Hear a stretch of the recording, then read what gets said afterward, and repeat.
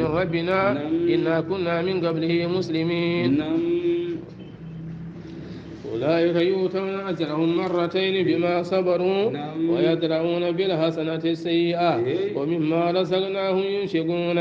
ولقد وصلنا والله يكون من لبني لهم ورندب القول ما نكون من لبني ما نكون عند ما نقول القرآن لعلهم بلجوا يتذكرون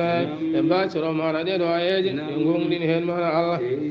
الذين بين آتيناهم الكتاب بمن دك ما ندفته واليهود النصارى من قبله قد أولوا القرآن هم بين به القرآن يؤمنون بأن يقع مبه إن قوم فانا القرآن وإن عبد الله مع رب السلام يقول أندمون وإذا يتلي عليهم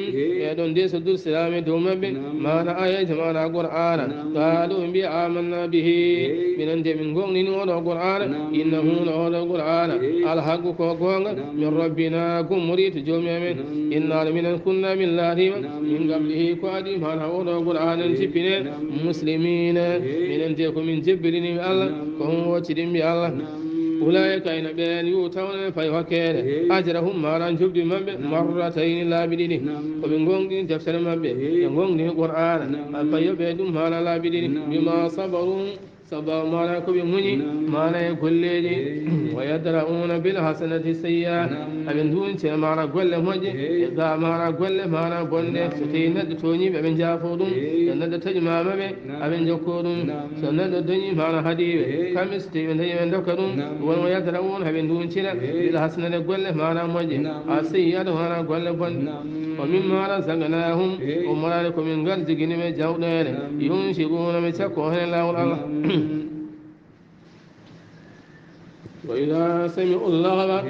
وإذا سمعوا اللغو أعرضوا عنه وقالوا لنا أعمالنا ولكم أعمالكم سلام عليكم لا نبتغي الجاهلين إنك لا تهدي من أحببت ولكن الله يهدي من يشاء وهو أعلم بالمهتدين وإذا سمعوا اللغو ويبين معنا سفري بناني تتي بناني معنا كنغني معنا بندي وإن كنغني معنا جاتوجي والله كنندين أعرضوا عنهم يدولنا معنا دين حالاج وقالوا انبياء لنا نوادن من أعمالنا كل جامع ولكم نوادن من أعمالكم كل من kala ko min golle oɗo aduna woni komin joɓere janggo ononne kala ko golluɗon woni ko allah yoɓoyto on salamun aleykum yoki salmana wone mon la nabtahil jahilina minen de min jabodirta e majjuɓe min jabodirta e majjuɓe te min gondata mana e majjuɓe ويبيا ونزل آية وما جفي في حفظه صلى الله عليه وسلم على إيمان أمه أبي طالب كم النبي صلى الله عليه وسلم لو إنه بامك أبي طالب على دين الإسلام على جفي ما أولو آية الذي إنك لا تهدي من أحببت أنت وشون لي وأن ما لم جدا ما لا شون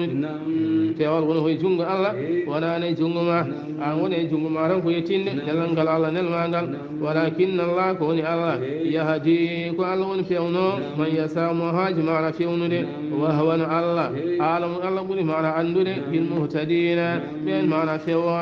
على دي ما بني عنده بين kango mana abu mana dalim sahane kommal made aremakum kango mana ba'umna Allah sallallahu alaihi wasallam نراد الله ما أريمكم على يا أم إيه ما بابا قل لا إله إلا الله بما لا إله إلا الله كنقول قولوا سهاد نقول ما ما نتفنى تبني الله حال يا فما نانما الجنة يوم سوي كم أبي دارب يا ابن أخي يا أنبي مسلم قد علمت أنك لصادق من جمر عندي عنك قنقل ولكني كون مين أكرهم ورأني أن يقال النبي جزي عند الموت ستبني hali ngol kongol wadi yimɓe mbiɗi caggalam mi huuli mayde mi yalti e ko gonnomi ko manami tawhim an muhammad kono koto andi kay ko kalda ho mana gonga kono somi wi han joni la ilaha illallah wiyete addini wiide noon ko sabu hulde mayde kono min manami hulani mayde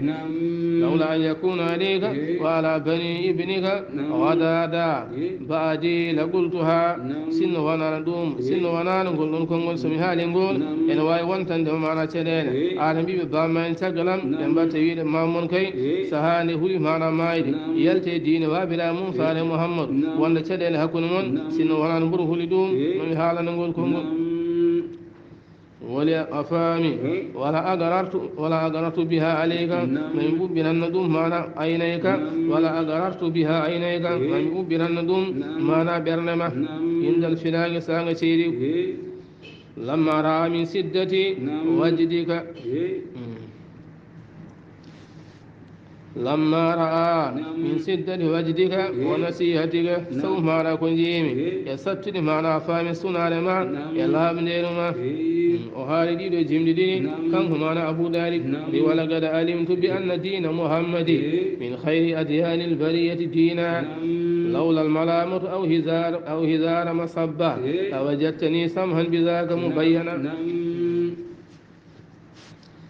ويم مار حديث جمدي كان هما عبد المعنى مطالب كان أبي طالب ويم مار حديث هما جمدي ويبهي ما نوي ولكني كون من سوف أموت على ملة الأرشاف يا ما نوي معي دين ما نمو بهم ولي عبد المطلب يا هاشم يا بني عبد مناف ثم ما تقم ما نوي معي فأتى علي يقنه للنبي صلى الله عليه وسلم وقال له عمك الدال قد مات يوم صالح بن أبي طالب عليه النبي صلى الله عليه وسلم إبا ما مجرود ما معي فقال له نلا دوين اذهب معنا يا غير معنا ليل يوم صام معنا غبا مين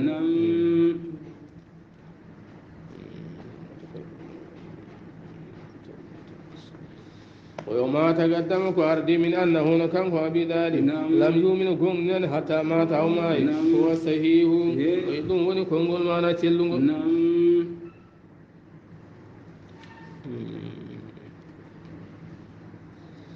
وانا الله النبي صلى الله عليه وسلم إنك نعان لا تهدي عن جوا شؤون من أحببت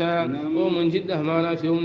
ولكن الله كون الله يهديك على ون بيونو من يسام هاجم على شؤون وهو الله أعلم كان ما نقول يندل بالمهتدين بين جد ما لا